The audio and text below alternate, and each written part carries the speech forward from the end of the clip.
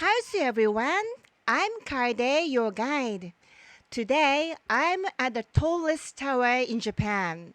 This tower is the Tokyo Skytree, which was completed on February 29, 2012, and opened as a broadcast tower and a tourist facility in May of the same year.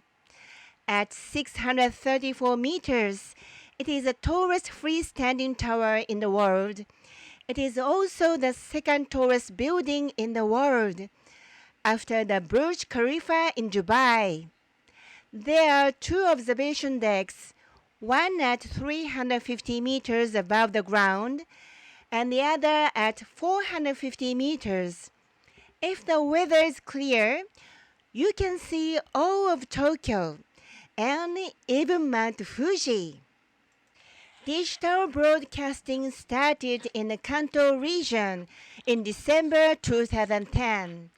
The usual broadcast tower, Tokyo Tower, was affected by 200-meter tall buildings in the city center and could not send a stable signal. So a 600-meter tall tower was needed.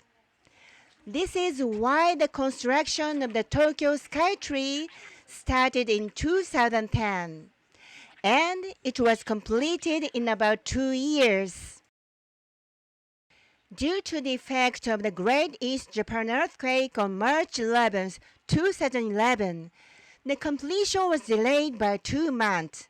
The total cost of the project was about $700 million, which is pretty cheap by global standards. For comparison, the world's tallest building, the Burj Khalifa in Dubai, cost $1.5 billion. There's a difference in height, but it could have probably been done cheaper. Originally, it was supposed to become 610 meters tall, but the Guangzhou Tower in Guangzhou, China, was about the same height. So they decided to make it 634 meters because they didn't want to lose. Winning is important. The name Tokyo Skytree was chosen by popular vote. The runner-up was Tokyo Edo Tower. There were also other names such as Rising Tower. The Tokyo Edo Tower would have also been very cool, don't you think? As you may know, Japan is a country with many earthquakes, so all buildings are required to be earthquake resistant. Even though Japan is so earthquake prone, the 5-story pagoda of Horyuji Temple, built in 607, and the 5-story pagoda of Nikko Toshogu Shrine, built in 1818, have never collapsed, and their high level of construction technology continues to amaze us to this day. How is it that in a country with so many earthquakes, the tallest pagodas have withstood them all? The secret lies in the central pillar. Inside the 5-story pagoda, there is a thick pillar called central pillar. This pillar is hung from the ceiling, and the bottom is not fixed.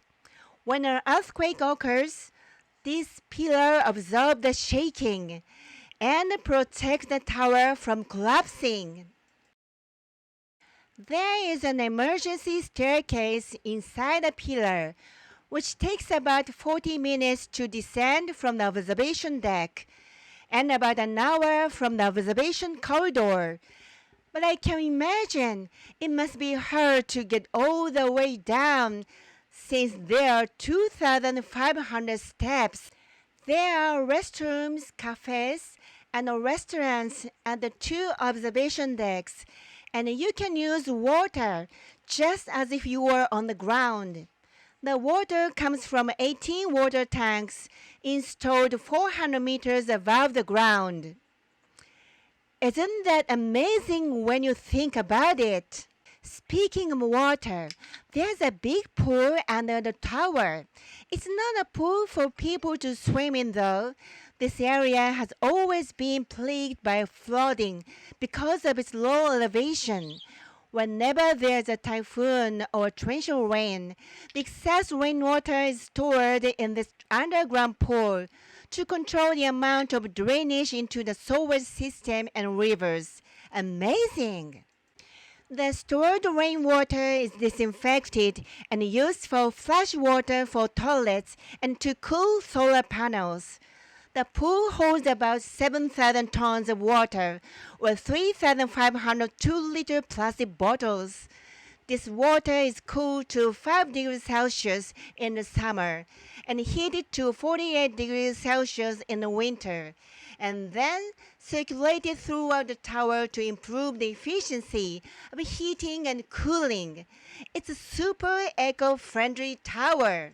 The old broadcast tower, Tokyo Tower, is 333 meters high and is painted red, orange, to be exact, and white, the colors required by the civil aeronautics law.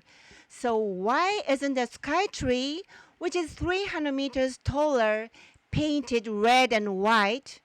The Skytree has blinking obstacle lights at 7 points so that the tower's presence can be noticed from a distance even during the daytime. Thanks to these obstacle lights, they are able to realize various colors of illumination. Now let's take the elevator to the observation deck at 350 meters. It will only take 50 seconds, which is 600 meters per minute. That's fast! There are 4 elevators, and each one has a different interior. They represent the 4 seasons of Japan. In spring, the sky is filled with cherry blossoms. In summer, you will see a sky with a Sumida River. In autumn, the sky is festival themed. And in the winter, the sky theme is Tokyo and birds. Which elevator you take is totally up to chance. You will take the elevator again when you go down, so it would be nice to get on a different elevator. You have just arrived at 350 meters observation deck, floor 350. The observation deck has the shape of an inverted trapezoid when viewed from the outside. When the weather is good, you can enjoy a 360-degree panoramic view of Mount Fuji, the Shinjuku skyscrapers, Tokyo Disneyland, the Bay Area, and more. The observation deck consists of floors 340, 345, and 350, which can be accessed by stairs or escalators. The glass floor on floor 340 is a must-see. You can directly look down at the ground below you and truly feel the height of 340 meters. You might feel weak in the knees. Don't jump around too much or you'll break glass. So be gentle. I'm often asked, should I also go to the other observation deck, the observation corridor? It costs extra money. But the answer is a resounding yes. It's a completely different experience from the 350 meters observation deck. This observation corridor has an impressive slope that wraps around the outside. You can't see it from the outside though. The observation corridor is impressive with the curved glass windows and the wide view that allows you to look down past your feet. It's a different kind of beauty from the observation deck.